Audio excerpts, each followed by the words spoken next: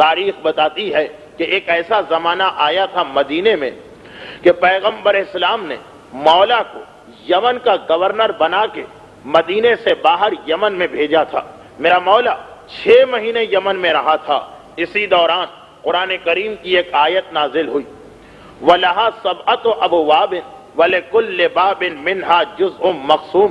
قرآن کریم کی آیت جو جہنم کی ڈیٹیل بتا رہی اور جہنم کی تفصیل بتاتے ہوئے یہ آیت آئی، وَلَهَا یعنی اس جنت کے لیے سبعۃ ابواب 7 دروازے خدا نے بنائے، وَلِكُلِّ بَابٍ مِّنْهَا اور ان 7 میں سے ہر دروازے سے جزء مقسوم انسانوں کا ایک گروہ داخل کیا جائے گا، ہر دروازے سے جانے والے الگ ہوں گے۔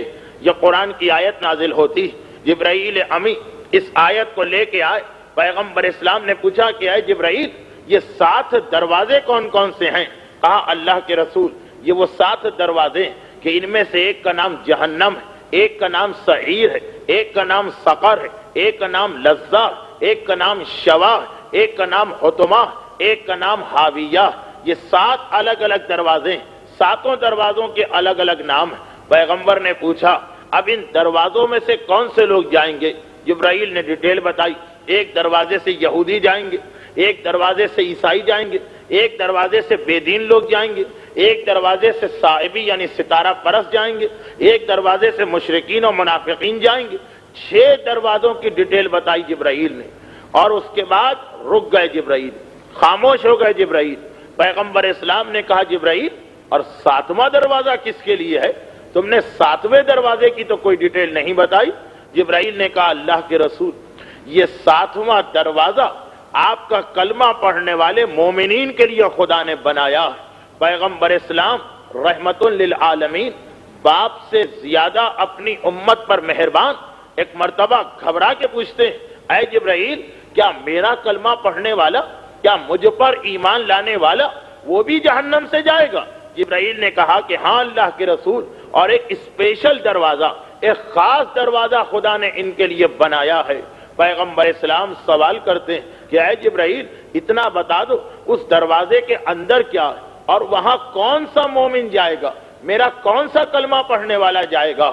جبرائیل نے ایک ایسا جواب دیا کہ بس جب جبرائیل کا جواب کمپلیٹ ہو گیا اس کے بعد پیغمبر اسلام رونے لگے، اور اتنا رو رہے ہیں، اتنا رو رہے ہیں کہ کھانا پینا چھوڑ دیا، آرام کرنا چھوڑ دیا، لوگوں سے باتیں کرنا چھوڑ دیا، بس نماز کا وقت آتا پیغمبر مصلی پہ کھڑے ہو کے نماز پڑھا دیتے، کوئی صحابی آ کے سلام کرتا، سلام کا جواب دے دیتے۔ اس کے علاوہ نہ کسی سے کوئی بات چیت ہے، نہ کسی کے مسئلے کا جواب دیا جا رہا ہے، نہ کھانا کھایا جا رہا ہے، نہ بستر پہ آرام کیا جا رہا ہے۔ 3 دن پیغمبر اسلام کو ایسے گزرے، زار و قطار رو رہے ہیں، تڑپتے جا رہے ہیں۔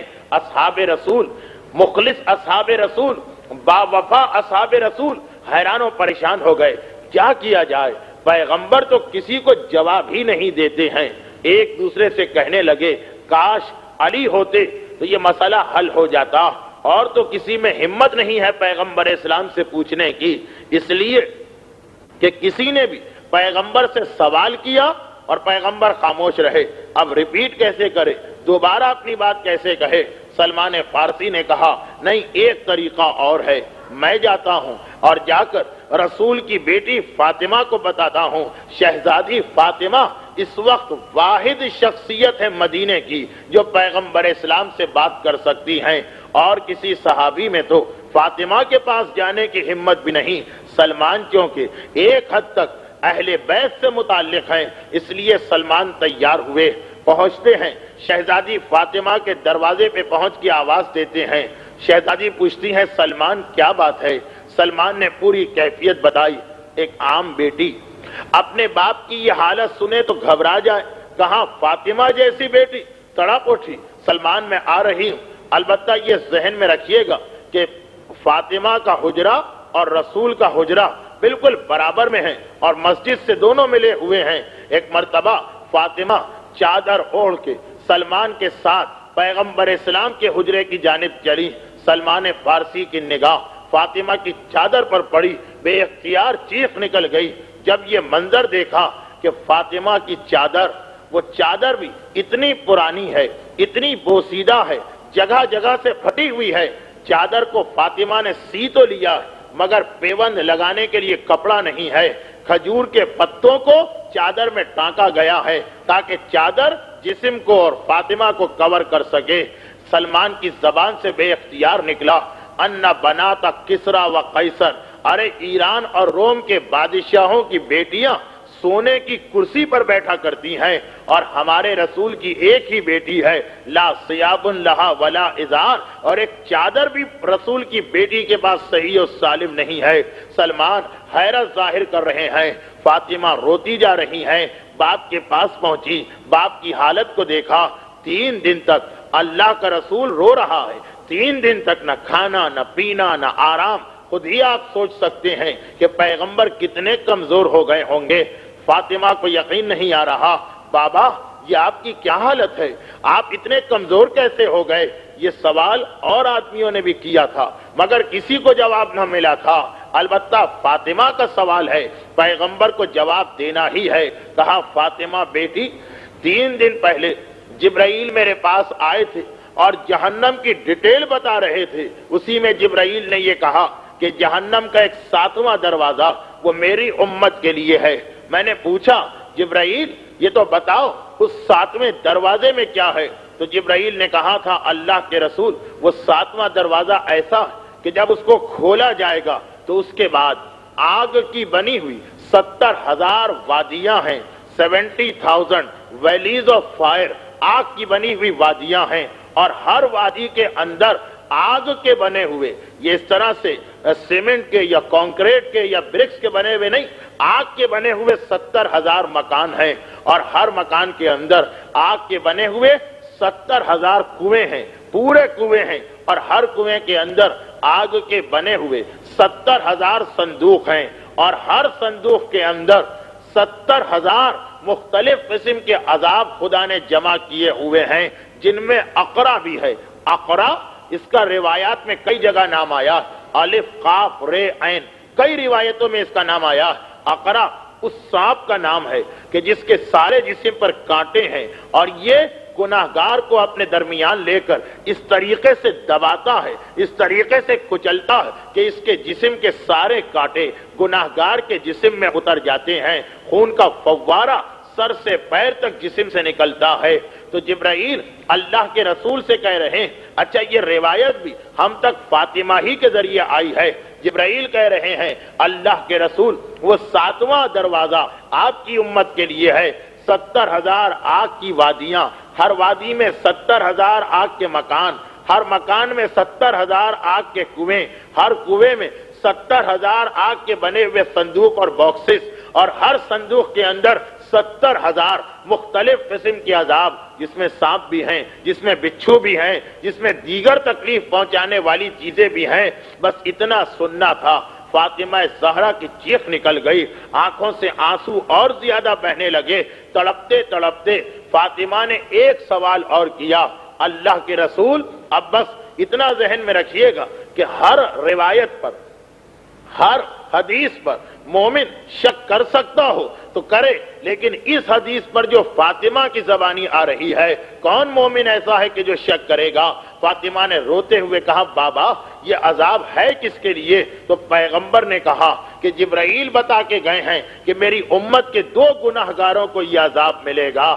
ایک بات اور ذہن میں رکھیے، جب 2 گناہگاروں کو پروردگار ایکول عذاب دے رہا تو اس کا مطلب یہ کہ ان کی غلطی بھی بالکل برابری کی ہے۔ ایک مرتبہ پیغمبر نے کہا کہ ایک تو وہ آدمی جو میرا کلمہ پڑھے اور شراب استعمال کرے، نشے والی چیز استعمال کرے، شرابی کے لیے یہ عذاب ہے، نشہ کرنے والے کے لیے یہ عذاب ہے، اور دوسرا وہ آدمی جو بے نمازی ہے، نماز پڑھنے پر تیار نہیں ہے، نماز کو اپنے وقت پہ ادا نہیں کرتا ہے۔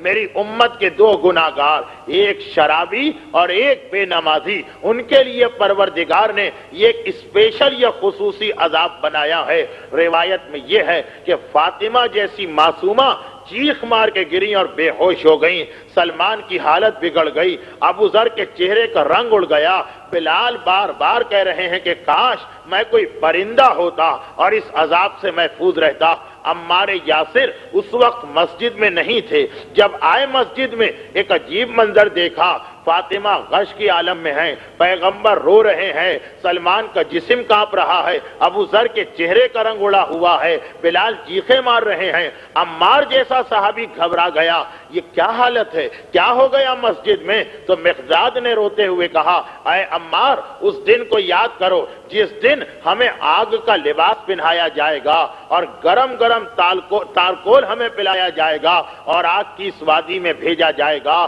ساری مسجد میں کوہرام بپا ہے, اس لیے کہ پیغمبر یہ فرما رہے کہ اے بے نمازی, تیرے لیے نماز قضا کرنا بہت آسان ہوگا, مگر یہ یاد رکھ کہ ایک دن ملک الموت بھی تیرے پاس آنے والا ہے, ایک دن تجھے قبر میں بھی جانا ہے, ایک دن تجھے قیامت میں خدا کی بارگاہ میں بھی حاضری دینا ہے. جہنم کا یہ عذاب تیرا ویٹ کر رہا ہے. اور عجیب بات یہ ہے کہ بے نمازی کے لیے تو روایتوں میں مسلسل عذاب بتایا گیا کہ بے نمازی کو ہر اسٹیج پہ عذاب ملے گا. ملک الموت آئے گا تو بے نمازی کی روح کو کتنا سلو نکالے گا. بات ہماری وہیں سے شروع ہوئی تھی. یہ پہلا عذاب ہے. بے نمازی قبر میں گیا, اس کا عذاب ایک اور روایت میں آیا ہے, بہت ہی ڈیٹیل روایت ہے, مگر اس کا فقط ایک حصہ پیش کر رہا ہوں. پیغمبر اسلام کی یہ روایت 27 رجب جب اللہ کا رسول معراج کے سفر پر گیا, وہاں کے بارے میں ہے کہ پیغمبر نے فرمایا, جب میں معراج کے سفر پہ گیا تھا تو میں نے وہاں پہ اپنی امت کے کچھ گناہگاروں کو دیکھا تھا. ان میں وہ بھی میرے سامنے آیا تھا. ایک ایسا گروہ میرے سامنے آیا تھا کہ جن کو زمین پہ لٹایا گیا تھا, جو زمین پر لیٹے ہوئے تھے, اور ان کے قریب, ان کے سروں کے قریب کچھ فرشتے کھڑے تھے جن کے ہاتھوں میں باقاعدہ ایک پہاڑ ہے, اتنا بڑا پتھر ہے, اتنا بڑا اسٹون ہے کہ گویا ایک پہاڑی کے برابر ہے. اور تھوڑی تھوڑی دیر کے بعد وہ اس پتھر کو اٹھا کر زمین پر لیٹے ہوئے آدمی کے سر پہ مارتے ہیں. ہائے, اس پتھر کا مومن کے سر پہ پڑنا ہے کہ اس کا پورا سر, اس کا اسکل, اس کی کھوپڑی ایک مرتبہ ٹوٹتی ہے, اس کا مغز پگھل کے نکلتا ہے, اس کا جسم اس طریقے سے کانپتا ہے جس طرح وہ بکرا کہ جس کے گلے پہ چھری چلائی جا رہی ہو. تکلیف کی شدت سے مومن کے گلے سے چیخ کی آواز بلند ہوتی ہے. پیغمبر کہہ رہے کہ میں نے اپنی آنکھ سے دیکھا کہ تھوڑی دیر کے بعد اس پتھر کو فرشتوں نے اٹھا لیا. مومن بیچارہ تڑپ رہا ہے, مگر تھوڑی دیر گزری, پروردگار نے اس کے اسکل کو, اس کی کھوپڑی کو صحیح کر دیا. مگر کیوں صحیح کیا؟ کیا اسے عذاب معاف ہو گیا؟ نہیں, صرف اس لیے صحیح کیا گیا کہ جیسے ہی اس کا سر صحیح ہوا دوبارہ اس کے اوپر یہی عذاب. تو پیغمبر فرماتے ہیں کہ میں نے پوچھا تھا, پروردگارا یہ کون لوگ ہیں, یہ کون لوگ ہیں؟ جواب ملا تھا, اے میرے حبیب, یہ تمہارا کلمہ پڑھنے والے وہ مومن ہیں جو اپنی صبح کی نماز قضا کیا کرتے تھے. مؤذن کی آواز آتی تھی. اور یہ یاد رکھیے کہ نماز, صبح کی نماز فقط رمضان ہی میں واجب نہیں, پورا سال واجب رہتی ہے. صبح کی نماز کا ٹائم آتا تھا, یہ اپنے بستر پہ آرام سے لیٹے رہتے تھے. اتنا بھی ان کو خیال نہ تھا کہ جس پروردگار نے ان کو پیدا کیا ہے, جس نے ان کو اتنی نعمتیں عطا کی ہیں, اس کے لیے 5 منٹ اگر اپنی نیند کو چھوڑ کے کھڑے ہو جائیں تو کیا حرج ہے. مگر قبر میں پہنچے تو پتا چلا یہ قبر کا عذاب, پھر جہنم کا عذاب آپ نے سنا. تو پہلی غلطی, پہلی خرابی جو انسان کی روح کے نکالنے میں ڈیلے کرنے کا سبب بنتی اور جس سے شیطان کو چانس مل جاتا, وہ ہے اپنی نماز سے غافل ہو جانا, وہ ہے اپنی نماز کو چھوڑ دینا, وہ ہے اپنی نماز سے بے پرواہ ہو جانا.